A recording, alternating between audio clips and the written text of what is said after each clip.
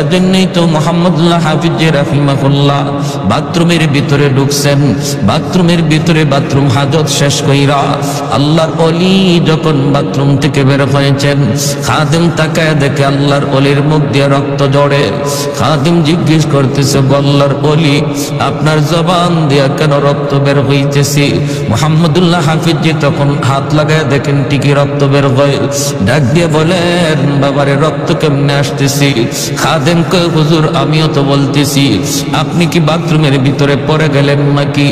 এমনি মুহাম্মদুল্লাহ হাফিজ কয়, না রে বাবা, আমি পড়ে যাই নাই। বাথরুমের ভিতরে যাওয়ার পরেও দেখি আমার জিহ্বা আল্লাহ আল্লাহ জিকির করে। আমি আমার জিহ্বারে বারবার বলতেছিলাম, জিহ্বারে এখানে আল্লাহ আল্লাহ জিকির করার জায়গা না, এটা নাপাক জায়গা, এটা বাথরুম, এখানে আল্লাহ আল্লাহ জিকির করা যায় না। জিহ্বারে আমি বুঝাইতে চেষ্টা করি, আমার জিহ্বা বুঝ মানে না, এরপরও জিহ্বা লাফায় লাফায় আল্লাহ আল্লাহ জিকির করে। এজন্য আমি দাঁত দিয়া জিহ্বারে কামড় দিয়া ধরছি, দাঁত দিয়া জিহ্বারে কামড় দিয়া ধরছি, জিহ্বা কেটে গেছে, রক্ত বের হয়েছে। কুতবুল আলম শাইখুল ইসলাম হুসাইন আহমদ মাদানী রহমতুল্লাহি আলাইহি ইন্তেকাল হয়ে গেল। ডাক্তার আনা হলো, ডাক্তার আইসা যখন চেক করে বডিটার মধ্যে রূহ আছে না নাই, পালসে হাত দেয়, দেখে পালস নাই, লোকটা মারা গেছে। কিন্তু যখনই মেশিন লাগায় ডাক্তার বুকে চেক আপ করে, বুকে যখন চেক আপ করে তখনই ডাক্তার লাফ দিয়ে উঠে। ডাক্তার চোখগুলো বড় বড় করে কয়, তোমরা বলতেছো লোকটা মারা গেছে, আমিও দেখতেছি উনি মারা গেছেন, কিন্তু আমার মেশিন বলে ইনি এখনো জীবিত। কেমনে কেমনে কয়, আমার মেশিনের মধ্যে তার কলব থেকে আল্লাহ আল্লাহ জিকির বের হইতেছে। এজন্যই বেলাল হাবশী বলে, ভাই আবু বকর আমি চেষ্টা করলেও পারি না, পারি না, পারি না, আমার আল্লাহর নাম আমি মুখ থেকে ছাড়তে পারি না। আবু বকর সিদ্দিক চলে গেলেন মায়ের নবীর কাছে, যায় তিনি বলতেছেন, ইয়া রাসূলুল্লাহ, ওগো নবীজি, বেলালকে বেঈমানরা মেরে ফেলবে, উমাইয়া মেরে ফেলবে, হিংস্র যুবকগুলি বেলালকে মেরে ফেলবে। নবী গো আপনি আমাকে অনুমতি দেন, আমি উমাইয়ার কাছ থেকে বেলালকে কিনে নিয়ে আসবো। আল্লাহর নবী তখন বলেন, আবু বকর বেলালকে তুমি যেই পয়সা দিয়ে কিনবা, এই পয়সার মধ্যে আমি নবীরও কিছু পয়সা নিয়ে যাও, যেন কিয়ামতের ময়দানে আমি আমার আল্লাহর সামনে বলতে পারি, মাবুদ তোমার বেলালকে কেনার মধ্যে শুধু আবু বকরের টাকা ছিল না, আমি নবীরও কিছু পয়সা ছিল। এরে আবু বকর জানো না, জানো না আমার বেলালের দাম আমার আল্লাহর কাছে কি পরিমাণ। এত দামি হয়ে গেলেন বেলাল, এত দামি হয়ে গেলেন ঈমান আমলের কারণে। আর আবু জাহেলের ঈমান না থাকার কারণে দামি মানুষটা এত নিকৃষ্ট হয়ে গেল, আর কম দামি মানুষটা ঈমান আমলের কারণে এত দামি হয়ে গেল। আমার নবী মদিনার মসজিদের ইমাম, নবীর পিছনে ইকামত দেয় বেলাল হাবশী, আল্লাহু আকবার। মদিনার মায়ার নবী, দয়ার নবীর পার্সোনাল সেক্রেটারি হয়ে গেলেন বেলাল, মায়ার নবীর পিএস হয়ে গেলেন বেলাল। এমন পিএস হলেন, আমার নবীর সাথে যেই সাক্ষাৎ করতে হতো বেলালের পারমিশন লাগতো। এমনকি আবু বকর সিদ্দিক যদি নবীর সাথে দেখা করতে হতো তবু বেলালের পারমিশন লাগতো। হযরত ওমর ফারুক যদি আমার মায়ার নবীর সাথে একান্তে দেখা করতে হতো বেলালের পারমিশন লাগতো। আল্লাহু আকবার, আর একটু জোরে কন্যা আল্লাহু আকবার। এত দামি, এত দামি আল্লাহ তারে বানায় দিচ্ছেন, এত দামি। মায়ার নবীর কাছে মানুষজন দেখা করতে আসে, বেলাল সবার মেহমানদারি করেন, মেহমানদারি করেন। কখনো কারো কাছ থেকে ধার এনে, কখনো কারো কাছ থেকে ঋণ এনে বেলাল ওই মেহমানদারি করতেন। এইভাবে মেহমানদারি করতে করতে একবার এক ইহুদির কাছে বেলালের অনেক টাকা, বেলাল ঋণী হয়ে গেলেন, বেলাল অনেক টাকা ঋণী হয়ে গেলেন। একদিন বেলাল মসজিদে নববীতে আজান দিবেন, সাথে সাথে ইহুদি কয়, বেলাল আজান পড়ে দাও, আগে আমার ঋণ তুমি পরিশোধ করো। বেলাল বলেন, রে ভাই ভাই একটু সুযোগ দাও। কই কোনো সুযোগ নাই, আজ রাতটাই সুযোগ আছে, তাড়াতাড়ি করে তুমি আমার ঋণ পরিশোধ করো। বেলাল বলেন আজ রাতে তো পারবো না, আমাকে 3টা দিন সময় দাও। বেলাল 3 দিন সময় তার কাছ থেকে চায় নিলেন, কিন্তু 3 দিনের ভিতরে তিনি ঋণ শোধ করবেন কেমন করে? আল্লাহর নবীর কাছে বেলাল যায় কান্দে, নবী গো, ইহুদি আমার কাছে অনেক ঋণ পায়, এই ঋণটা আমি আনছি আপনার মেহমানদারি করানোর জন্য। এখন তো সে আমাকে আজান দিতে দেয় না, আজানের আগে আমার রাস্তা আটকায় দেয়। আল্লাহর নবী রহমতের নবী বলেন বেলাল কেমন করে তোমাকে সাহায্য করব? আমি নবীর কাছেও তো এমন নাই তোমাকে সাহায্য করার মতো। বেলাল তখন বলেন নবী গো, তাহলে অনুমতি দেন, অনুমতি দেন, আমি মদিনার বাহিরে কোথাও চলে যাব, যাইয়া আমি কাজ করব, দিন মজুরির কাজ করব, যা পাই তাই কাজ করব, কাজকর্ম কইরা আমি তার ঋণটা পরিশোধ করার চেষ্টা করব। আল্লাহর নবী, মায়ার নবী, দয়ার নবী, তিনি অনুমতি দিয়ে দিলেন।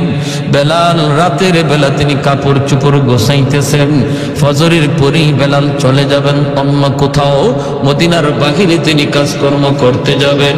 এইদিকে আমার মায়ার নবীর চোখেও ঘুম নাই, আমার মায়ার বেলাল আজ রাত পরেই আমার কাছ থেকে চলে যাবি, বেলালেরও চোখে ঘুম নাই, আমার নবীকে কাল থেকে আমি আর দেখতে পাবো না। সারা রাত বেলালের চোখের পানি ঝরে, আর তিনি কান্দে, আর তিনি কান্দে। ওই অবস্থায় আমার ভাইরা বন্ধুরা, আল্লাহর নবীর কাছে ফজরের আগেই 40টা উট বুঝাই করা মাল আল্লাহর পক্ষ থেকে চলে এসেছে। আল্লাহর নবী রহমতের নবী এক সাহাবীকে বলেন, সাহাবী দ্রুত যাও, যায় বেলালকে খবর দাও, বেলালের ঋণ পরিশোধ করতেছেন আল্লাহ নিজে। আর একটু জোরে কন্যা সুবহানাল্লাহ। ফজরের আগে সাহাবী যায় বেলালের ঘরে আওয়াজ দিলেন, বেলাল তোমার ঋণ পরিশোধ করার জিম্মাদারি আল্লাহ নিজে নিয়ে নিছে। মায়ার নবী তোমার মসজিদ নববীতে ডাকে রে বেলাল। বেলাল মসজিদে নববীতে দৌড়ে আইসে দেখেন 40টা উট বুঝাই করা মাল। মায়ার নবী, দয়ার নবী বলেন, বেলাল মদিনা থেকে তোমার চলে যাওয়াটা আমার আল্লাহ পছন্দ করে নাই, আমি নবীও মেনে নিতে পারি নাই। তোমার দিলের হালত আর আমি নবীর দিলের হালত আমার আল্লাহ দেখছেন। আল্লাহ পাক রব্বুল আলামিন তোমার ঋণের জিম্মাদারি নিয়ে নিছে। যাও, যতগুলি টাকা ওই ইহুদি পাইব, আরো যারা পাইব, ঋণগুলা পরিশোধ করো, বাকি মাল গরিবদের ভিতরে বন্টন করে দাও। এ ভাই, এজন্য বলতেছিলাম, দেখেন আল্লাহ পাক রব্বুল আলামিনের কাছে কত দামি হয়ে গেলেন কালো বেলাল। বংশের কোনো মর্যাদাই যার ছিল না, আর বংশীয় মানুষ ছিল আবু জাহেল, মাটির সাথে মিশে গেল, ঠিক কিনা? আবু জাহেল হিরো থেকে জিরো হয়ে গেল, বেলাল জিরো থেকে হিরো হয়ে গেল ঈমান আমলের কারণে। সাহাবায়ে কেরাম বলে, নবী গো, বেলালের আজানে একটু সমস্যা। কি সমস্যা? কই আশহাদু বলতে পারে না, জিহ্বার মধ্যে সমস্যা। কখন জিহ্বার সমস্যা তৈরি হয়েছে? উমাইয়া হযরত বেলাল রাদিয়াল্লাহু তাআলা আনহুর জিহ্বাটারে টান দিয়া বের কইরা এই জিহ্বার মধ্যে পেরেক ঢুকায়া দিছিল, জিহ্বার মধ্যে পেরেক ঢুকায়া দিছিল। যেই জিহ্বায় আল্লাহ আল্লাহ জিকির কয়, এই জিহ্বা আমি রাখবো না কয়ে পেরেক ঢুকায়া দিছিল। এজন্য হযরত বেলালের মুখে একটু সমস্যা হইতো, আশহাদু বলতে পারতেন না, বলতেন আসহাদু, শিন উচ্চারণ করতে পারতেন না, শিনটা ভালো করে উচ্চারণ হতো না। সাহাবায়ে কেরাম কয়, ইয়া রাসূলুল্লাহ, ওগো নবীজি, ভালো করে একজন মুয়াজ্জিন নিযুক্ত করে ফেলেন। নবী সাহাবায়ে কেরামের পরামর্শ নিয়া অন্য একজন সাহাবীকে মুয়াজ্জিন নিযুক্ত করে দিলেন। এশার নামাজের পরে নবী বলেন, বেলাল ফজর থেকে আর আযান দেওয়া লাগবে না। এই কথা শুনতেই যেন বেলাল হাবশির মাথায় আসমান ভেঙে পড়ল। এশার নামাজ পড়ে সবাই যার যার ঘরে চলে যায়, কিন্তু মসজিদে নববী গেছে কি গেলেন না শুধু একজন, তিনি আর কেউ নন, তিনি হলেন বেলাল হাবশি। মসজিদ নববীর কোনায় খাম্বার কিনারায় বইসা বইসা চোখের পানি জড়ায় আল্লাহর কাছে কান্দে আর কয়, মালিক, ও মালিক, তোমার হাবিব আমারে মুয়াজ্জিনের চাকরি থেকে বাতিল করে দিছি। ও মালিক, আমি তোমার হাইকোর্টে আমি আবেদন করলাম, আপিল করলাম হাইকোর্টে, নিম্ন আদালতে আমার চাকরি বাতিল। উচ্চ আদালতে আমি আপিল করলাম, মাওলা এই শিন উচ্চারণ করতে পারি না কেন? আল্লাহ তোমার নাম নেওয়ার কারণে আমার জিহ্বায় পেরেক মারছি, এজন্য আমি শিন উচ্চারণ নিতে পারি না। এটা তো আমার কোনো দোষ না। আল্লাহ হয় তুমি আমার জিহ্বা ভালো করে দাও, নতুবা আজান বদলায়া দাও। আল্লাহু আকবার। হয় মালিক আমার জিহ্বা তুমি ভালো করে দাও, নতুবা আমি যেভাবে বলি এইভাবে আজান বানায় দাও। আল্লাহু আকবার, আল্লাহু আকবার। কত বড় আবদার আল্লাহর দরবারে। আল্লাহ পাক রব্বুল আলামিন তার হাবিবকে জানিয়ে দিয়েছেন, বন্ধু আজানও বদলিবে না, আমার বেলালের জিহ্বা যেভাবে আছে এইভাবেই থাকবে, জিহ্বাও ভালো হবে না। আমি আল্লাহর নাম নেওয়ার কারণে জিহ্বা যে ক্ষত, এই ক্ষত আমি আল্লাহ বেলালের হাসরের মাঠে দেখতে চাই। হাসরের মাঠে বেলাল আমাকে ওই জিহ্বা দেখাবে, যেমন অবস্থায় আছে অবস্থায় থাকবে, আজানও বদলিবে না। ভাইরা বন্ধুরা, ফজরের আজান দিলেন অন্য একজন মুয়াজ্জিন। আজান তো হয়ে গেল, নামাজের টাইম হয়ে গেল। আমার নবী, মায়ের নবী, তিনি বের হয়েছেন হুজরা থেকে নামাজ পড়াবেন মসজিদে নববীতে। সাহাবায়ে কেরাম সবাই অপেক্ষায়, মায়ের নবী হুজরা থেকে বের হয়েছেন নামাজ পড়াবেন, কিন্তু সূর্য তো ওঠে না, রাত তো পোহায় না। ফজরের নামাজটা পড়তে হয়, একটু রাত যখন শেষ হয়ে যায়, সুবে সাদিকের পরে ফজর যখন শুরু হয়, একটু আকাশটা ফর্সা হওয়া শুরু করে, তখন শুনলাম ফজরের নামাজ পড়া সুন্নাত। আমার নবী ওই সময়টার অপেক্ষা করেন, একটু আকাশটা ফর্সা হবে। কিন্তু না না, অন্যদিন যেই টাইমে আকাশ ফর্সা হয়ে যেত, আজ ওই টাইমে আকাশ ফর্সা হইতেছে না, অন্ধকার শুধু আরো বাড়তেছে, অন্ধকার শুধু বাড়তেছে। সাহাবায়ে কেরামের ভিতরে অস্থিরতা, আল্লাহর নবীর ভিতরে অস্থিরতা। কই সকান্ত হয় না, আকাশ তো ফর্সা হয় না। আল্লাহর কাছে নবী জানতে চাইলেন, মালিক ও মালিক, কিয়ামত কি তুমি গোটায় দিবা নাকি? আল্লাহ, কিয়ামত কি হয়ে যাবে নাকি বুঝতেছি না গো আল্লাহ, নাকি আমরা কোনো আযাবের সম্মুখীন? আল্লাহ বলে, বন্ধু কি হয়েছে? ওই মালিক, কেন এখনো সকাল হয় না, ফর্সা হয় না? ফজরের নামাজ তো পড়বো, কিন্তু এত অন্ধকারে কেমন করে নামাজ পড়ি? আল্লাহ, ফজরে আজান বুঝি হয়, এখনো বুঝি ফজরের টাইম হয় নাই, ফর্সা হয় নাই। জিব্রাইল আমিন দ্রুত নেমে এসে মায়ার নবীকে জানায় দিলেন, নবী গো, কেমন করে সকাল হবে গো নবী? মদিনার মসজিদে ফজরের আজান তো এখনো হয় নাই।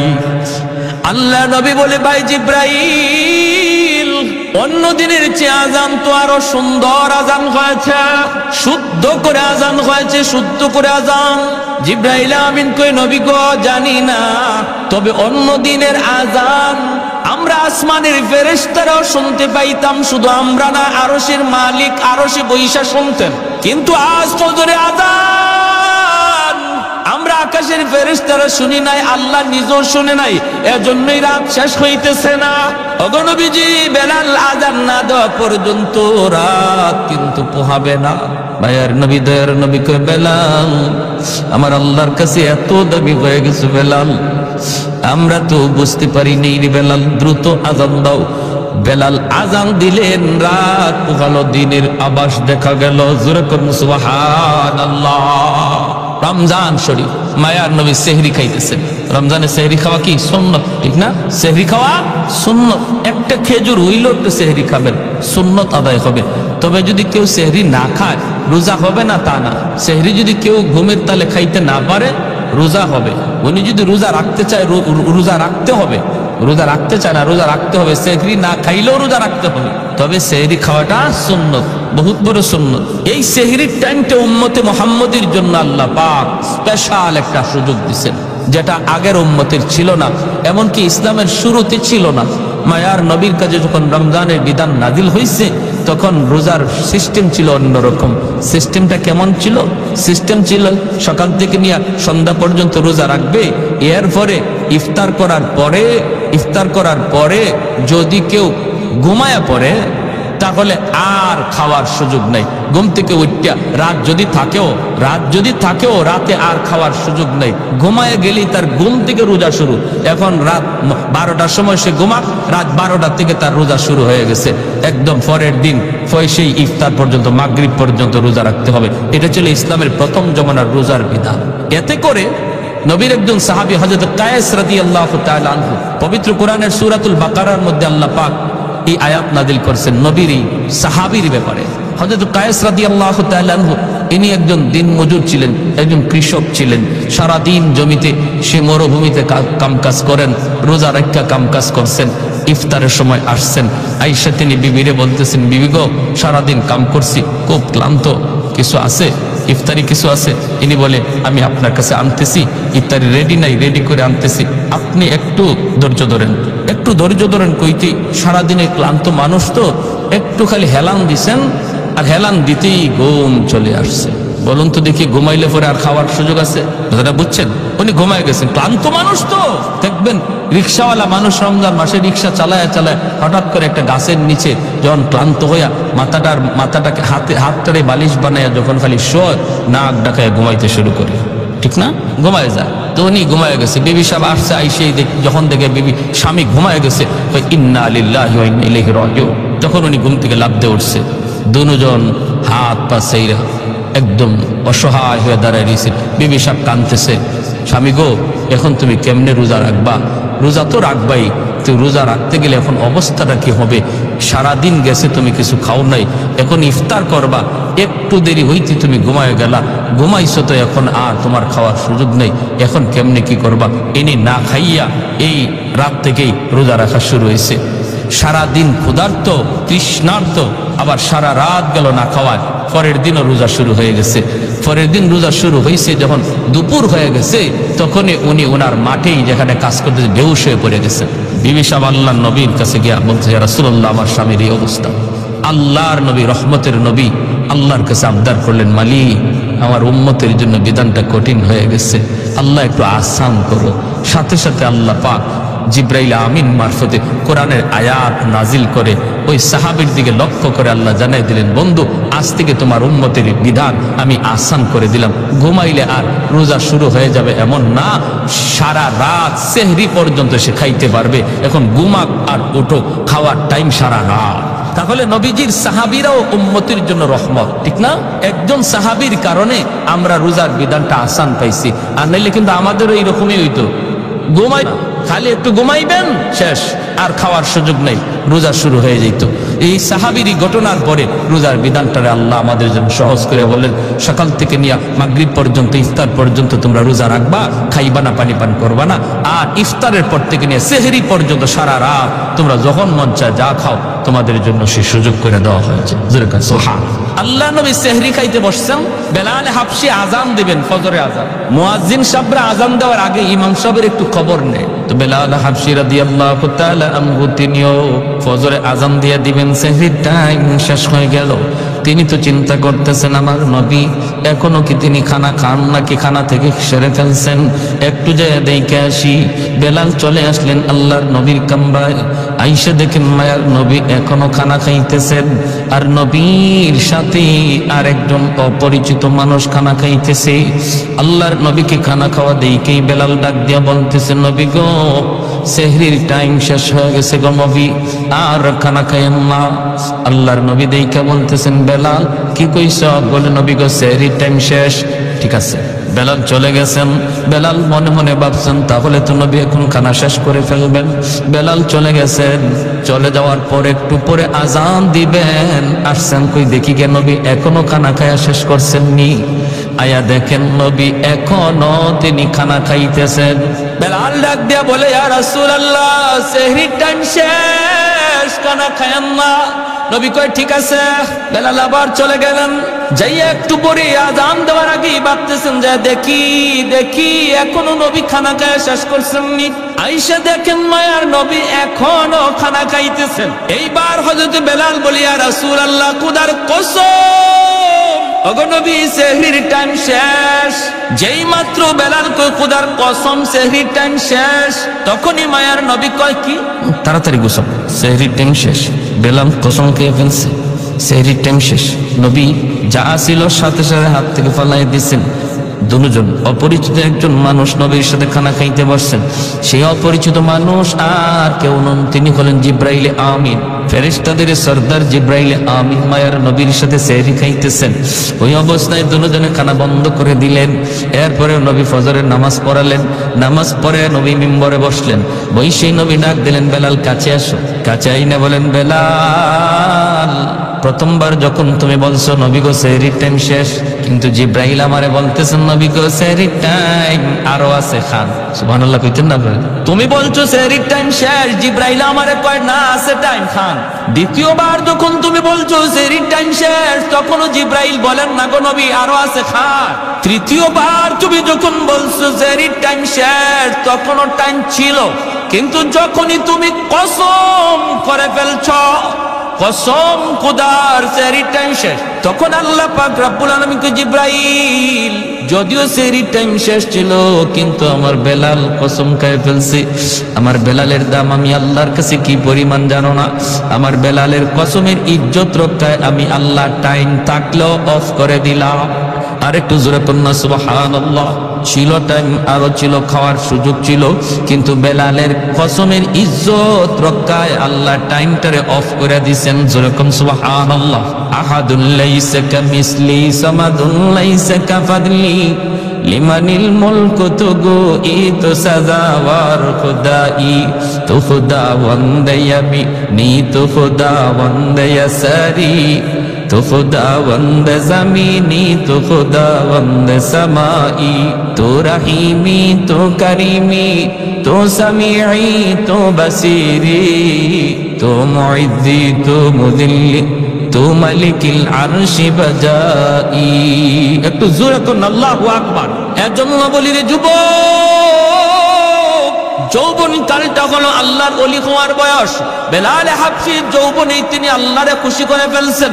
যৌবন কালেই তিনি জিরো থেকে হিরো হয়েছেন। যৌবন কালেই তিনি ছিলেন গোলাম, গোলাম থেকে মায়ার নবীর পার্সোনাল সেক্রেটারি হয়েছেন। যৌবন কালেই বেলাল মসজিদে নববীর মুয়াজ্জিন হয়েছেন। আল্লাহু আকবার জোরে কর। তোমার যৌবন কালটা হলো আল্লাহকে খুশি করার বয়স। কারণ যৌবনে যখন যুবক আল্লাহর গোলামি করে, যৌবনকালে যুবককে যখন মসজিদে পাওয়া যায়, একজন যুবককে যৌবনে যখন রোজা রাখতে দেখা যায়, যৌবনকালে যখন বাপ মার সেবা করতে পাওয়া যায়, যৌবনকালে যখন মুরব্বীদের শ্রদ্ধা করতে দেখা যায়, যৌবনকালে যখন আল্লাহর ভয় অন্তরে পাওয়া যায়, গান বাজনার আয়োজন করে না, করে তো করে ওয়াজ মাহফিলের আয়োজন করে, ওই যুবক যৌবনে ওলির খাতায় নাম উঠায় নেয়। লা ওয়ারাকাল কাফি, মায়ের নবী বলেন, যার গুনাহ করার সুযোগ ছিল, সামর্থ্য ছিল, এরপর আল্লাহ ভয়ে যে যুবক গুনাহ করে না, সুযোগ ছিল রাতের অন্ধকারে জিনা ব্যভিচার করার, সুযোগ ছিল দরজা বন্ধ কইরা খানা খাইয়া মানুষের সামনে রোজাদার সাজার, সুযোগ ছিল দরজা বন্ধ করে পানি পান কইরা মানুষের সামনে রোজাদার সাজার, এরপর যেই যুবক যৌবনে আল্লাহর ডরাইয়া মানুষের চোখে ফাঁকি দিলেও আল্লাহর চোখে ফাঁকি দেওয়া যায় না, এই বিশ্বাস অন্তরে নিয়ে যেই যুবক সর্বদা আল্লাহর ভয় অন্তরে রেখে চলছি, মায়ার নবী দয়ার নবী বলেন, ওই যুবকের কলিজার দিকে তাকাইয়া আল্লাহ পাক আসমান জমিন এখনো টিকায় রাখছি। নতুবা জমিন প্রতিনিয়ত আল্লাহর কাছে আবদার করে, মালিক আর কত আমি গুনাহগারের পায়ের আওয়াজ শুনবো, আর কত আমি সুদখোরের 5তলা বিল্ডিং এর লোড নিব, আর কত আমি ঘুষখোরের 10তলা বিল্ডিং এর লোড নিব। আলা কুল্লা ইয়াউমিন ওয়াল আরদু ইস্তাজিলু রাব্বাহু আবতালিউ ইবনা আদম ফি কারি, মালিক অনুমতি দাও, অনুমতি দাও, এই ফরিদপুরের গুনাহগারগুলির আমি জমিনের ভিতরে গিলে ফেলি, আমি সুদখোরের 5তলা বিল্ডিংটা গিলে ফেলি, তুরস্কের জমিন 5তলা 10তলা বিল্ডিং গিলে ফেলেছে, সিরিয়ার জমিন 50,000 মানুষ গিলে ফেলেছে। আল্লাহ পাক বলে হাদিসে কুদসি, আল্লাহ পাক বলে শুধু তুরস্ক আর সিরিয়ার জমিন নয়, বাংলার জমিন, ফরিদপুরের জমিন, সিলেটের জমিন, সর্বকালের সর্বযুগের সর্ব জায়গার জমিন আল্লাহর কাছে আবদার করে, মালিক আর কত আমি গুনাহগারের পায়ের আওয়াজ শুনবো, আসবিরু ইলা মাতা আসবিরু, ধৈর্য ধরব তো আর কতকাল ধৈর্য ধরব। আল্লাহ বলেন ওয়াল বাহরা ইস্তাজিলু রাব্বাহু, সাগর মহাসাগর গুলো এমন প্রতিনিয়ত আবদার করে, ও মালিক আমি কক্সবাজার সমুদ্র সৈকত, ওই কক্সবাজার সমুদ্র সৈকতের পারে আইসা নাফরমান কত গুনাহ করে, আমি সমুদ্র আর কত দেখব, আর কত আমি গুনাহগারের গুনাহ দেখব গো মালিক। আমার পারে আইসা তোমার কত গোলাম আমার দিকে তাকায় সুবহানাল্লাহর জিকির করে, তোমার কুদরত নিয়ে ভাবে, কিন্তু কত নাফরমান সাগরের পারে আইসা গুনার আয়োজন করে। ও মালিক এই গুনাহগারগুলি জমিনে নাপাক করে ফেলেছে, আমাকে অনুমতি দাও আমি পানি নাপাক জমিন পাক বানায় দিই। আল্লাহ পাক রব্বুল আলামিন বলে চুপ কর, এ জমিন থাম থাম, আমি আল্লাহ দেখতেছি জমিনে কেমন অন্যায় হয়, আমি আল্লাহ দেখতেছি জমিনে কেমন অন্যায় হয়, কেমন অপরাধ হয়, কেমন গুনাহ হয়, কেমন জুলুম হয়, এরপরও আমি কেন ধরি না জানো নি? কারণ এই মানুষকে আমি আল্লাহ বড় আদর করে বানাইছি, এই মানুষকে আমি আল্লাহ বড় আদর করে বানাইছি। আসমান আল্লাহ বানাইছেন কুন ফায়াকুন বইলা, জমিন আল্লাহ বানাইছেন কুন ফায়াকুন বইলা, ফেরেশতা আল্লাহ বানাইছেন কুন ফায়াকুন বইলা, কিন্তু আমারে আপনারে আল্লাহ পাক কুন ফায়াকুন বইলা বানায় নাই। আমারে আপনারে যখন আল্লাহ বানাইছে, আল্লাহ বলে খালাকতু বিয়াদাইয়া, আমি আল্লাহ আমার নিজের হাত দিয়া বান্দা বান্দিরে বানাইছি। কারণ এই চেহারার মধ্যে এত দামি কপাল, এই কপাল দিয়া বান্দা আমার কুদরতি কদমে সেজদা দিবে। এই কপালটার এত দাম, এই কপাল ফেরেশতাদের হাতে বানাইলে হয় না, এই কপাল কুন ফায়াকুন বললেও হয় না, আমি আল্লাহ নিজের হাতে বানাইছি। এই জমিনের মধ্যে এখনো এমন 4টা শ্রেণী আছে, লাউলা মাশাইখু রুক্কা ওয়াশ শাবাবু খুশা ওয়াল আতফালু রুদ্দা ওয়াল আনআমু রুদ্দা। আল্লাহ বলে এখনো জমিনের ভিতরে এমন আমার কিছু বান্দা বান্দি আছে, চুল দাড়ি তার সাদা হয়ে গেছে, কোমরে তার ব্যথা, হাঁটুতে তার ব্যথা, আমি আল্লাহর কদমে সেজদা দিতে তার কষ্ট হয়, এরপর কষ্ট করে করে আমি আল্লাহকে সেজদা দেয়। তার সেজদার দিকে তাকাইলে জমিনের প্রতি আমি আল্লাহর মায়া লেগে যায়।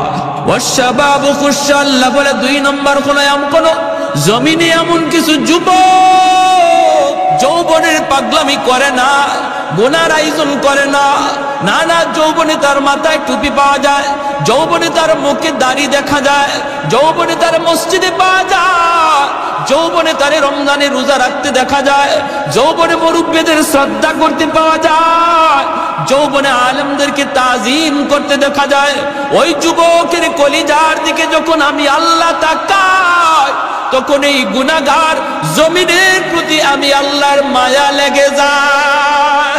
এজন্য বলি যুবক, যৌবন কালটারে অনেক মূল্যায়ন করো। যত আল্লাহর ওলি হইছেন এই জমিনে সবাই ওলি হইছেন যৌবন কালে, যৌবন কালেই সবাই ওলির খাতায় নাম লেখাইছেন। অতএব নিয়ত করো রমজানের রোজা একটাও ছাড়বো না, তারাবির নামাজ আমি ছাড়বো না, রমজানে আমার আল্লাহ নারাজ হয় এমন কোনো কাম করবো না। যখনই তুমি এমন নিয়ত করবা, এমন নিয়ত করবা, সাথে সাথে আল্লাহ পাক রব্বুল আলামিন তোমার উপর খুশি হয়ে যাবে। আর মুরব্বিদের সাথে বেয়াদবি করবা না, কারণ সাদা দাড়ি সাদা চুল মুরব্বি আল্লাহর কাছে বড় দামি, বড় দামি। মুরব্বি বাবাজি যখন আল্লাহর কাছে হাত উঠায়, আল্লাহ বলে তখন আমার লজ্জা লাগে, লজ্জা। আলী রাদিয়াল্লাহু তাআলা আনহু একজন মুরব্বিরে শ্রদ্ধা করছিলেন কেমনে? মসজিদে নববীতে নামাজের জন্য রওনা দিয়েছেন, চিকন একটা গলি, এই গলির মধ্যে একজন মুরব্বি লাঠিতে বর দিয়া কোমরটা বাঁকা হয়ে গেছে মুরব্বির। আস্তে আস্তে গলি পার হইতেছি, হযরত আলী মনে মনে ভাবেন, আমি যদি আমার মায়ার নবীকে নামাজের প্রথম রাকাতেই পাইতে হয়, তাহলে আমার একটু দ্রুত যাওয়া লাগবে, আর দ্রুত গেলে মুরব্বিকে একটু ধাক্কা দিতে হয়। চাচা আমার একটু সাইড দেন, একটু সাইড দেন, এইভাবে চাপ দিয়ে যাইতে হয়। হযরত আলী কয়, না, মুরব্বি মুরব্বি হওয়ার কারণে আমার আল্লাহর কাছে বড় দামি। আল্লাহ যারে সম্মান দেয় আমিও তারে সম্মান দিব, লাগলে আমার 1 রাকাত নামাজ ছুটে যায়, ছুটে যাবে। মায়ার নবী মসজিদে নববীতে নামাজে দাঁড়ায় গেছেন। গেছেন। আল্লাহ নবী রুকুতে চলে গেছেন, আলী তো ওই মুরব্বির পিছনে পিছনে আস্তে আস্তে আসতেছেন। এই দিকে আমার মায়ার নবী রুকুতে গেলেন। রুকুতে যাওয়া মাত্রই রুকু থেকে মাথা উঠানোর আগেই আল্লাহ জিব্রাইলে আমিনকে পাঠিয়ে দিলেন। জিব্রাইলে আমিন এসে বলতেছে, ইয়া রাসূলুল্লাহ, ইয়া হাবিবাল্লাহ, ওগো নবী মাথা উঠায়েন না গো নবী, মাথা উঠায়েন না, রুকু থেকে মাথা উঠাবেন না, কারণ আপনার আলী এখনো রাস্তায় নামাজে শরীক হতে পারে নাই। আল্লাহ নবী অবাক হয়ে গেলেন, রুকুতে ঘটনা কি? আলী নামাজে শরীক হইতো পারছে না বিদায় নবীর রুকু আল্লাহ লম্বা করতে কয়। এইবার নমায়ার নবী দয়ার নবী তিনি তো রুকু লম্বা করতেছেন, আর জিব্রাইল আমিন কয়, নবী গো আমি যখন আপনাকে বলবো তখন মাথা উঠাবেন। নবী তো লম্বা রুকু শুরু করে দিলেন। সাহাবাই কেরামও পিছনে পিছনে তারা লম্বা রুকু করতেছেন, লম্বা রুকু করতেছেন। এইভাবেই রুকু চলছে চলছে লম্বা রুকু। হঠাৎ করে জিব্রাইল আমিন ডাক দেখো মেয়ের নবী গো এইবার মাথা উঠান, আপনার আলী নামাজে শরীক হয়ে গেছে। একটু জোরে কম সুবহানাল্লাহ। হায়দার তেরা নাম সে ইসলাম রখেগা, हैदार तेरा नाम से इस्लाम रखेगा, दुनिया की शजाअत में तेरा नाम रहेगा, दुनिया की शजाअत में तेरा नाम रहेगा, उस्मान तेरा नाम से इस्लाम रहेगा, दुनिया की सखावत में तेरा नाम रहेगा। আল্লাহ নবী রহমতের নবী নামাজ শেষ কইরা মিম্বরে বসে ডাক দিলেন, আলী এদিকে আসো। নবীজির মনের মধ্যে আলীর প্রতি একটু জিদ জন্মেছে। আলী কেন আজকে নামাজে আসতে দেরি করলো, আর আমার এবার রুকুতে এত লম্বা সময় কেন দিতে হলো? নবী ডাক দিয়া বলতেছেন, আলী রে আজকে নামাজে আসতে কেন তুমি দেরি করলা? হযরত আলী কয়, কই গো নবী বেশি দেরি তো হয় নাই, আমি তো আপনাকে রুকুতে পাইছি। রুকুতে পাইছো? কেমনে পাইছো, হুশ আছে? ইয়া রাসূলুল্লাহ আমি তো আপনার রুকুতে পাইছি। নবী কয়, আলী তোমার রুকু পাওয়ানোর জন্য আল্লাহ আমারে রুকুতে হ্যাং করে রাখছে, তোমার রুকু পাওয়ানোর জন্য আল্লাহ আমারে রুকুতে আটকায় রাখছে। জিব্রাইল আমিন আইসা আমার কানে কানে কয়, নবী গো মাথা তুলবেন না, আলীরে রুকু পাইতে দেন। হযরত আলী রাদিয়াল্লাহু তাআলা অবাক হয়ে গেলেন, ইয়া রাসূলুল্লাহ এত বড় ঘটনা ঘটছে আমি নবী গো আমি তো জানি না। আল্লাহ নবী বলে, জানতে হবে না, আগে বলো রাস্তায় কি হয়েছে একটু কও। এইবার হযরত আলী কয়, নবী গো আমি তো নির্ধারিত সময় বের হয়েছি জামাত ধরার জন্য, কিন্তু চিকন গলিটার ভিতরে একজন মুরব্বী, এই মুরব্বী মানুষের সম্মান করতে যায় আমার একটু দেরি হয়ে গেছে। আল্লাহর নবীর চোখ থেকে দর দর করে পানি পড়ে। নবী কান্দে আর কয়, আলী রে দেখ সাদা দাড়ি সাদা চুল, দুর্বল মুরব্বী মানুষকে সম্মান করলে আল্লাহ কত সম্মান তোমার বাড়ায়া দিছে। যেই দুনিয়াতে মুরব্বীকে সম্মান করবে আল্লাহ তারেও মুরব্বী বয়সে সম্মানী বানায়া দিবে।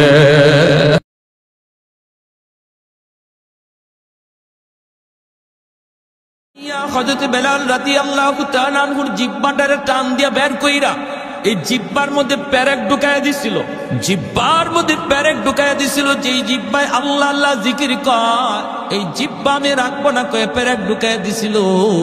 এজন্য হযরত বেলালের মুখে একটু সমস্যা হইতো, আশহাদু বলতে পারতেন না, বলতেন আসহাদু, শিন উচ্চারণ করতে পারতেন না, শিনটা ভালো করে উচ্চারণ হতো না। সাহাবাই কেরাম কয়, ইয়া রাসূলুল্লাহ ওগো নবীজি ভালো করে একজন মুয়াজ্জিন নিযুক্ত করে ফেলেন। নবী সাহাবাই কেরামের পরামর্শ নিয়া অন্য একজন সাহাবীকে মুয়াজ্জিন নিযুক্ত করে দিলেন। এশার নামাজের পরই নবী বলেন, বেলাল ফজর থেকে আর আযান দেওয়া লাগবে না। এই কথা শুনতেই যেন বেলাল হাবশির মাথায় আসমান ভেঙে পড়ল।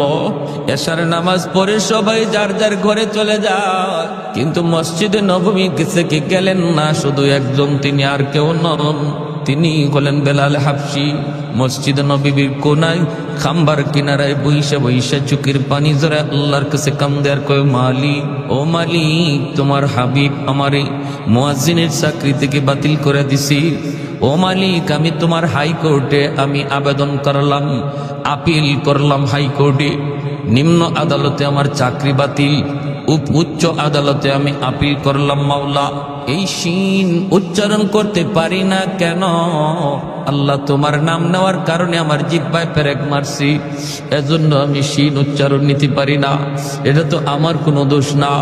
আল্লাহ হয় তুমি আমার জিহ্বা ভালো করে দাও, নতুবা আজান বদলায়া দাও। আল্লাহু আকবার। হয় মালিক আমার জিহ্বা তুমি ভালো করে দাও, নতুবা আমি যেভাবে বলি এইভাবে আজান বানায় দাও। আল্লাহু আকবার, আল্লাহু আকবার। কত বড় আবদার আল্লাহর দরবারে। আল্লাহ পাক রব্বুল আলামিন তার হাবিবকে জানিয়ে দিয়েছেন, বন্ধু আজানও বদলিবে না, আমার বেলালের জিহ্বা যেভাবে আছে এইভাবেই থাকবে, জিহ্বাও ভালো হবে না। আমি আল্লাহর নাম নেওয়ার কারণে জিহ্বা যে ক্ষত, এই ক্ষত আমি আল্লাহ বেলালের হাসরের মাঠে দেখতে চাই। হাসরের মাঠে বেলাল আমাকে ওই জিহ্বা দেখাবে, যেমন অবস্থায় আছে অবস্থায় থাকবে, আজানও বদলিবে না। ভাইয়েরা বন্ধুরা, ফজরের আজান দিলেন অন্য একজন মুয়াজ্জিন। আজান তো হয়ে গেল, নামাজের টাইম হয়ে গেল। আমার নবী, মায়ের নবী, তিনি বের হয়েছেন হুজরা থেকে নামাজ পড়াবেন মসজিদে নববীতে। সাহাবায়ে কেরাম সবাই অপেক্ষায়, মায়ের নবী হুজরা থেকে বের হয়েছেন নামাজ পড়াবেন, কিন্তু সূর্য তো ওঠে না, রাত তো পোহায় না। ফজরের নামাজটা পড়তে হয়, একটু রাত যখন শেষ হয়ে যায়, সুবহ সাদিকের পরে ফজর যখন শুরু হয়, একটু আকাশটা ফর্সা হওয়া শুরু করে, তখন সুন্নাম ফজরের নামাজ পড়া সুন্নাত।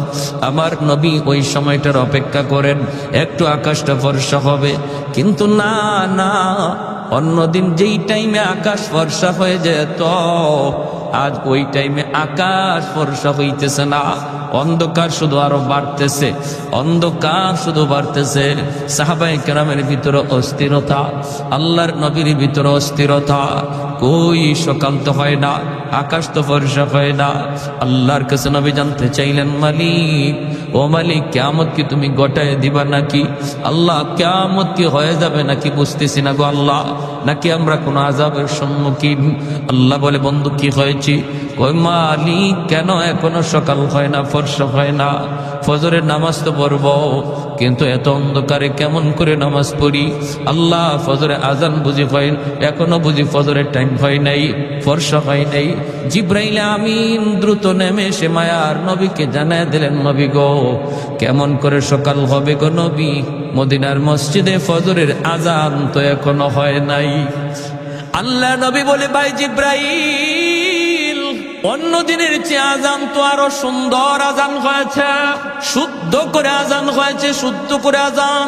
জিব্রাইল আমিন কই, নবী গো, জানি না, তবে অন্য দিনের আজান আমরা আসমানের ফেরেশতারাও শুনতে পাইতাম, শুধু আমরা না, আরশের মালিক আরশে বৈশা শুনতেন। কিন্তু আজ ফজরে আজান আমরা আকাশের ফেরেশতারা শুনি নাই, আল্লাহ নিজেও শুনে নাই, এজন্যই রাত শেষ হইতেছে না। ওগো নবীজি, বেলাল আজান না দেওয়া পর্যন্ত রাত কিন্তু পোহাবে না। ভাইয়ার নবী, দয়ার নবী কয়, বেলাল, আমার আল্লাহর কাছে এত দামি হয়ে গেছে বেলাল, আমরা তো বুঝতে পারি নেই রে বেলাল, দ্রুত আজান দাও। বেলাল আজান দিলেন, রাত পোহালো, দিনের আভাস দেখা গেল। জোরে করুন সুবহানাল্লাহ। রমজান শরীফ, মায়ার নবী সেহরি খাইতেছেন। রমজানে সেহরি খাওয়া কি সুন্নত, ঠিক না? সেহরি খাওয়া সুন্নত। একটা খেজুর হইলেও একটু সেহরি খাবেন, সুন্নত আদায় হবে। তবে যদি কেউ সেহরি না খায়, রোজা হবে না তা না। সেহরি যদি কেউ ঘুমের তালে খাইতে না পারে, রোজা হবে। উনি যদি রোজা রাখতে চায়, রোজা রাখতে হবে। রোজা রাখতে চায় না, রোজা রাখতে হবে। সেহরি না খাইলেও রোজা রাখতে হবে, তবে সেহরি খাওয়াটা সুন্নত, বহুত বড় সুন্নত। এই সেহরির টাইমটা উম্মতে মুহাম্মদের জন্য আল্লাহ পাক স্পেশাল একটা সুযোগ দিয়েছেন, যেটা আগের উম্মতের ছিল না, এমনকি ইসলামের শুরুতে ছিল না। মায়ার নবীর কাছে যখন রমজানের বিধান নাজিল হয়েছে, তখন রোজার সিস্টেম ছিল অন্যরকম। সিস্টেমটা কেমন ছিল? সিস্টেম ছিল সকাল থেকে নিয়ে সন্ধ্যা পর্যন্ত রোজা রাখবে, এরপরে ইফতার করার পরে যদি কেউ ঘুমায়া পড়ে, তাহলে আর খাওয়ার সুযোগ নেই। ঘুম থেকে উঠিয়া রাত যদি থাকেও রাতে আর খাওয়ার সুযোগ নেই।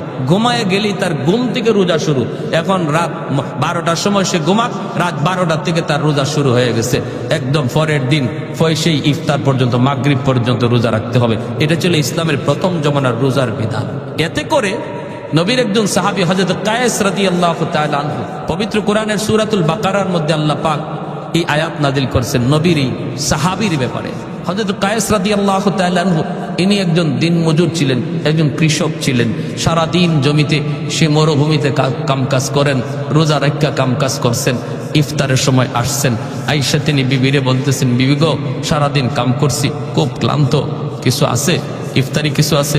ইনি বলে আমি আপনার কাছে আনতেছি, ইফতারি রেডি নাই, রেডি করে আনতেছি, আপনি একটু ধৈর্য ধরেন, একটু ধৈর্য ধরেন। কইতেই সারাদিনের ক্লান্ত মানুষ তো একটু খালি হেলান দিছেন, আর হেলান দিতেই ঘুম চলে আসছে। বলুন তো দেখি, ঘুমাইলে পরে আর খাওয়ার সুযোগ আছে? দাদা বুঝছেন, উনি ঘুমায় গেছেন, ক্লান্ত মানুষ তো। দেখবেন রিক্সাওয়ালা মানুষ রমজান মাসে রিক্সা চালায় চালায় হঠাৎ করে একটা গাছের নিচে যখন ক্লান্ত হইয়া মাথাটাকে হাতটারে বালিশ বানাইয়া যখন খালি শোয়, নাক ডাকায় ঘুমাইতে শুরু করে, ঠিক না? ঘুমায় যায়। তো উনি ঘুমায় গেছে। বিবি সাহেব আসছে, আইসেই যখন দেখে বিবি স্বামী ঘুমায় গেছে, ইন্না লিল্লাহি ওয়া ইন্না ইলাইহি রাজিউন, তখন উনি ঘুম থেকে লাফ দিয়ে উঠছে। দুজন হাত পা সেইরা একদম অসহায় হয়ে দাঁড়ায় দিয়েছে।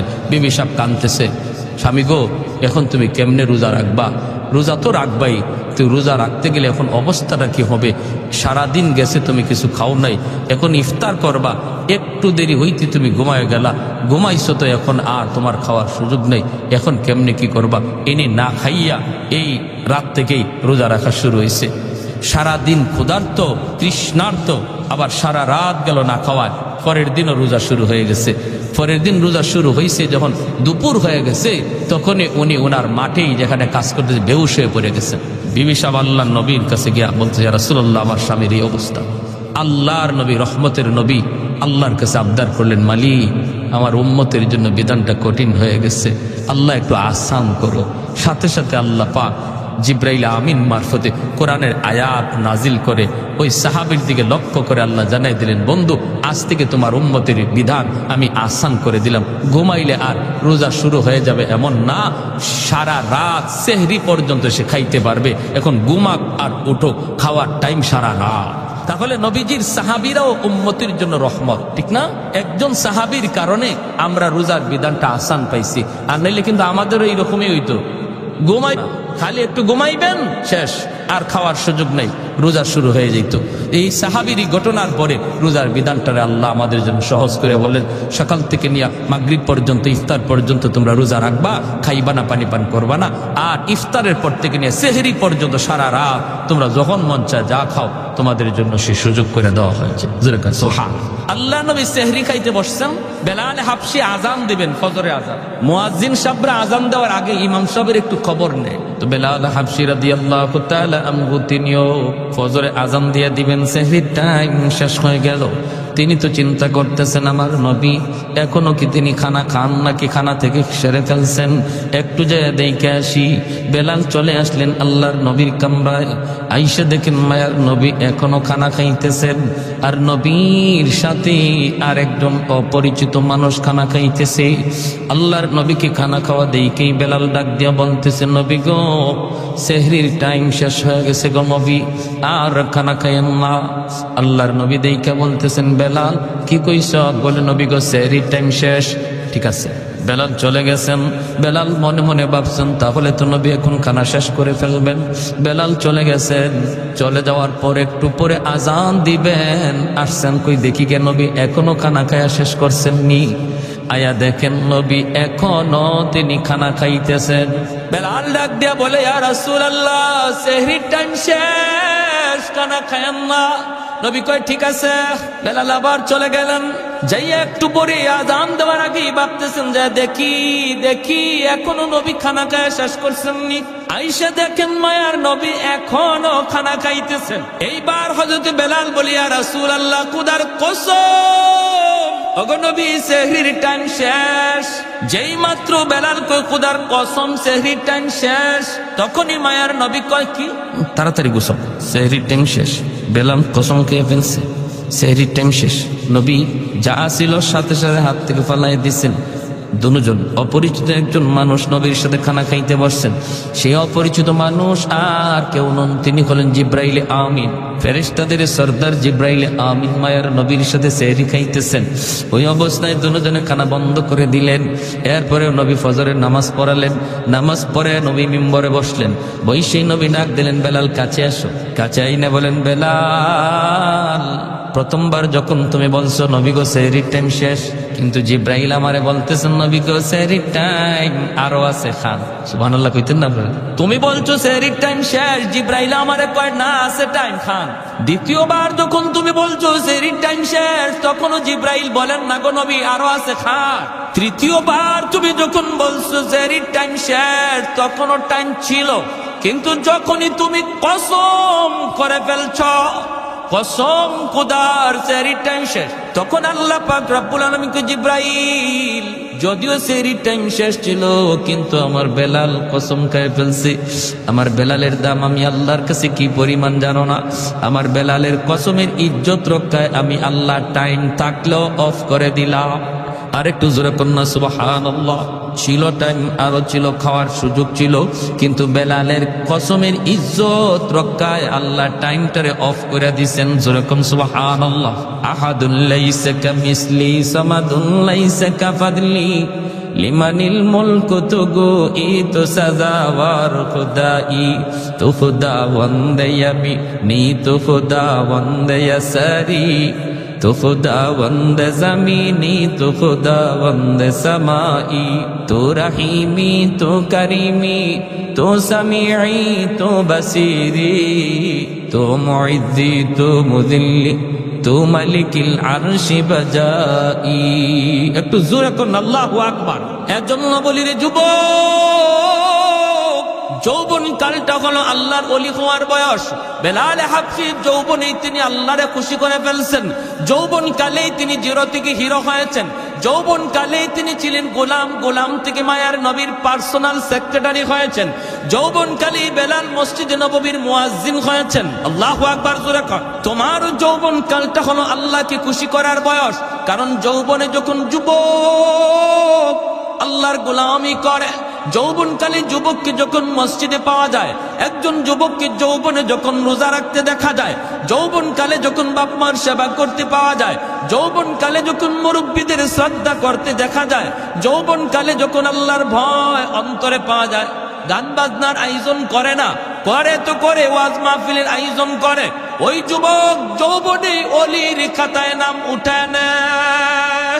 লা ওয়ারাকাল কাফি, মায়ের নবী বলেন, যার গুনাহ করার সুযোগ ছিল, সামর্থ্য ছিল, এরপর আল্লাহর ভয়ে যে যুবক গুনাহ করে না, সুযোগ ছিল রাতের অন্ধকারে জিনা ব্যভিচার করার, সুযোগ ছিল দরজা বন্ধ কইরা খানা খাইয়া মানুষের সামনে রোজাদার সাজার, সুযোগ ছিল দরজা বন্ধ করে পানি পান কইরা মানুষের সামনে রোজাদার সাজার, এরপরও যেই যুবক যৌবনে আল্লাহরে ডরাইয়া মানুষের চোখে ফাঁকি দিলেও আল্লাহর চোখে ফাঁকি দেওয়া যায় না, এই বিশ্বাস অন্তরে নিয়ে যেই যুবক সর্বদা আল্লাহর ভয় অন্তরে রেখে চলছি, মায়ার নবী দয়ার নবী বলেন, ওই যুবকের কলিজার দিকে তাকাইয়া আল্লাহ পাক আসমান জমিন এখনো টিকায়া রাখছি, নতুবা জমিন প্রতিনিয়ত আল্লাহর কাছে আবদার করে, মালিক আর কত আমি গুনাহগারের পায়ের আওয়াজ শুনবো, আর কত আমি সুদখোরের 5তলা বিল্ডিং এর লোড নিব, আর কত আমি ঘুষখোরের 10তলা বিল্ডিং এর লোড নিব।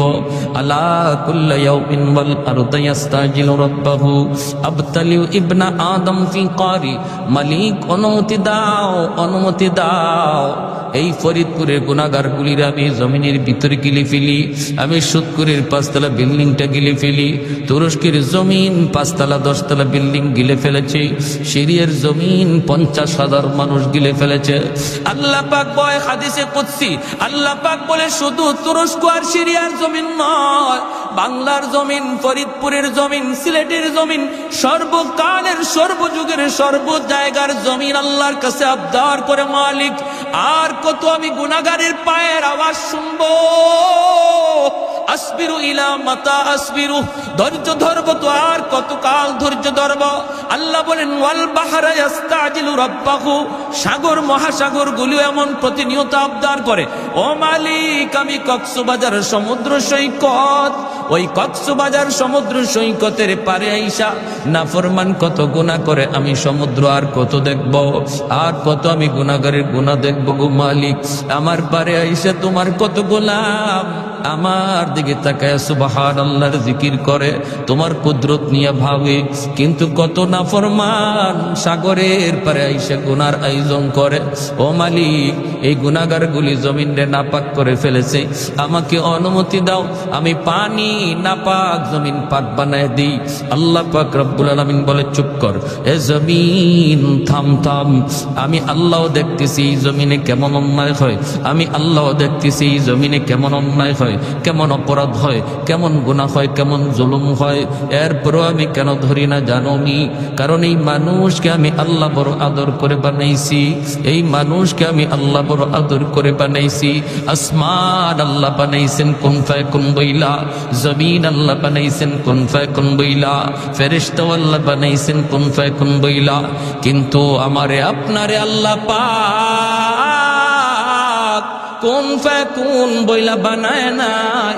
আমারে আপনারে যখন আল্লাহ বানাইছে, আল্লাহ বলে খালাকতু বিয়াদাইয়া, আমি আল্লাহ আমার নিজের হাত দিয়া বান্দা বান্দিরে বানাইছি। কারণ এই চেহারার মধ্যে এত দামি কপাল, এই কপাল দিয়া বান্দা আমার কুদরতি কদমে সেজদা দিবে। এই কপালটার এত দাম, এই কপাল ফেরেশতাদের হাতে বানাইলে হয় না, এই কপাল কুন ফায়াকুন বললেও হয় না, আমি আল্লাহ নিজের হাতে বানাইছি। এই জমিনের মধ্যে এখনো এমন 4টা শ্রেণী আছে, লাউলা মাশাইখু রুক্কা ওয়াশ-শাবাবু খুশা ওয়াল আতফালু রুদ্দা ওয়াল আনআমু রুদ্দা।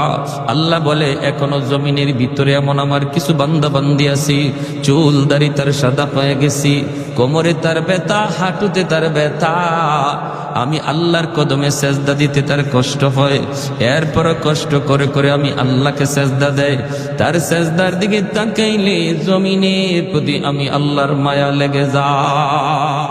ওয়াশ-শাবাবু খুশা, আল্লাহ বলে 2 নম্বর কোন জমিনে এমন কিছু যুবক যৌবনের পাগলামি করে না, গুনার আয়োজন করে না, না যৌবনে তার মাথায় টুপি পাওয়া যায়, যৌবনে তার মুখে দাড়ি দেখা যায়, যৌবনে তার মসজিদে পাওয়া যায়, যৌবনে তার রমজানে রোজা রাখতে দেখা যায়, যৌবনে মুরব্বিদের শ্রদ্ধা করতে পাওয়া যায়, যৌবনে আলেমদেরকে তাজিম করতে দেখা যায়। ওই যুবকের কলিজার দিকে যখন আমি আল্লাহ তাকাই, তখন এই গুনাহগার জমিনের প্রতি আমি আল্লাহর মায়া লেগে যায়। এজন্য বলি যুবক, যৌবন কালটারে অনেক মূল্যায়ন করো। যত আল্লাহর ওলি হইছেন এই জমিনে সবাই ওলি হইছেন যৌবন কালে, যৌবন কালেই সবাই ওলির খাতায় নাম লেখাইছেন।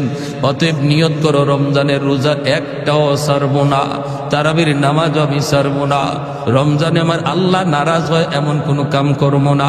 যখনই তুমি এমন নিয়ত করবা, এমন নিয়ত করবা, সাথে সাথে আল্লাহ পাক রব্বুল আলামিন তোমার উপর খুশি হয়ে যাবে। আর মুরব্বীদের সাথে বেয়াদবি করবা না, কারণ সাদা দাড়ি সাদা চুল মুরব্বী আল্লাহর কাছে বড় দামি, বড় দামি। মুরব্বী বাবাজি যখন আল্লাহর কাছে হাত উঠায়, আল্লাহ বলে তখন আমার লজ্জা লাগে, লজ্জা। আলী রাদিয়াল্লাহু তাআলা আনহু একজন মুরব্বীর শ্রদ্ধা করছিলেন কেমনে? মসজিদে নববীতে নামাজের জন্য রওনা দিছেন, চিকন একটা গলি, এই গলির মধ্যে একজন মুরব্বী লাঠিতে বর দিয়া কোমরটা বাঁকা হয়ে গেছে মুরব্বীর। আস্তে আস্তে গলি পার হইতেছি, হযরত আলী মনে মনে ভাবেন, আমি যদি আমার মায়ার নবীকে নামাজের প্রথম রাকাতেই পাইতে হয়, তাহলে আমার একটু দ্রুত যাওয়া লাগবে, আর দ্রুত গেলে মুরব্বীকে একটু ধাক্কা দিতে হয়, চাচা আমার একটু সাইড দেন, একটু সাইড দেন, এইভাবে চাপ দিয়ে যাইতে হয়। হযরত আলী কয়, না, মুরব্বী হওয়ার কারণে আমার আল্লাহর কাছে বড় দামি, আল্লাহ যারে সম্মান দেয় আমিও তারে সম্মান দিব, লাগলে আমার 1 রাকাত নামাজ ছুটে যাবে। মায়ার নবী মসজিদের নববীতে নামাজে দাঁড়ায় গেছেন, আল্লাহ নবী রুকুতে চলে গেছেন, আলী তো ওই মুরব্বীর পিছনে পিছনে আস্তে আস্তে আসতেছেন। এই দিকে আমার মায়ার নবী রুকুতে গেলেন, রুকুতে যাওয়া মাত্রই, রুকু থেকে মাথা উঠানোর আগেই আল্লাহ জিব্রাইল আমিনকে পাঠিয়ে দিলেন। জিব্রাইল আমিন এসে বলতেছে, ইয়া রাসূলুল্লাহ, ইয়া হাবিবাল্লাহ, ওগো নবী মাথা উঠায়েন না, গো নবী মাথা উঠায়েন না, রুকু থেকে মাথা উঠাবেন না, কারণ আপনার আলী এখনো রাস্তায় নামাজে শরীক হতে পারে নাই। আল্লাহ নবী অবাক হয়ে গেলেন, রুকুতে ঘটনা কি? আলী নামাজে শরীক হইতে পারছে না বিদায় নবীর রুকু আল্লাহ লম্বা করতে কয়। এইবার মায়ার নবী, দয়ার নবী, তিনি তো রুকু লম্বা করতেছেন, আর জিব্রাইল আমিন কয়, নবী গো, আমি যখন আপনাকে বলবো তখন মাথা উঠাবেন। নবী তো লম্বা রুকু শুরু করে দিলেন। সাহাবাই কেরামও পিছনে পিছনে তারা লম্বা রুকু করতেছেন, লম্বা রুকু করতেছেন। এইভাবেই রুকু চলছে চলছে, লম্বা রুকু। হঠাৎ করে জিব্রাইল আমিন ডাক দিয়ে কয়, মায়ের নবী গো, এইবার মাথা উঠান, আপনার আলী নামাজে শরীক হয়ে গেছে। একটু জোরে কম সুবহানাল্লাহ। হায়দার তেরা নাম সে ইসলাম রখেগা, हैदार तेरा नाम से इस्लाम रखेगा, दुनिया की शजाअत में तेरा नाम रहेगा, दुनिया की शजाअत में तेरा नाम रहेगा, उस्मान तेरा नाम से इस्लाम रहेगा, दुनिया की सखावत में तेरा नाम रहेगा। আল্লাহ নবী রহমতের নবী নামাজ শেষ কইরা মিম্বরে বসে ডাক দিলেন, আলী এদিকে আসো। নবীজির মনের মধ্যে আলীর প্রতি একটু জিদ জন্মেছে। আলী কেন আজকে নামাজে আসতে দেরি করলো, আর আমার এবার রুকুতে এত লম্বা সময় কেন দিতে হলো? নবী ডাক দিয়া বলতেছেন, আলী রে, আজকে নামাজে আসতে কেন তুমি দেরি করলা? হযরত আলী কয়, কই গো নবী, বেশি দেরি তো হয় নাই, আমি তো আপনাকে রুকুতে পাইছি। রুকুতে পাইছো? কেমনে পাইছো, হুশ আছে? বলি, ইয়া রাসূলুল্লাহ, আমি তো আপনার রুকুতে পাইছি। নবী কয়, আলী, তোমার রুকু পাওয়ানোর জন্য আল্লাহ আমারে রুকুতে হ্যাং করে রাখছে। তোমার রুকু পাওয়ানোর জন্য আল্লাহ আমারে রুকুতে আটকায় রাখছে। জিব্রাইল আমিন আইসা আমার কানে কানে কয়, নবী গো, মাথা তুলবেন না, আলীরে রুকু পাইতে দেন। হযরত আলী রাদিয়াল্লাহু তাআলা আনহু অবাক হয়ে গেলেন, ইয়া রাসূলুল্লাহ, এত বড় ঘটনা ঘটছে, আমি নবী গো, আমি তো জানি না। আল্লাহ নবী বলে, জানতে হবে না, আগে বলো রাস্তায় কি হয়েছে একটু কও। এইবার হযরত আলী কয়, নবী গো, আমি তো নির্ধারিত সময় বের হয়েছি জামাত ধরার জন্য, কিন্তু চিকন গলিটার ভিতরে একজন মুরব্বী, এই মুরব্বী মানুষের সম্মান করতে যায় আমার একটু দেরি হয়ে গেছে। আল্লাহর নবীর চোখ থেকে দর দর করে পানি পড়ে। নবী কান্দে আর কয়, আলী রে, দেখ, সাদা দাড়ি সাদা চুল, দুর্বল মুরব্বী মানুষকে সম্মান করলে আল্লাহ কত সম্মান তোমার বাড়ায়া দিছে। যেই দুনিয়াতে মুরব্বীকে সম্মান করবে, আল্লাহ তারেও মুরব্বী বয়সে সম্মানী বানায় দিবে।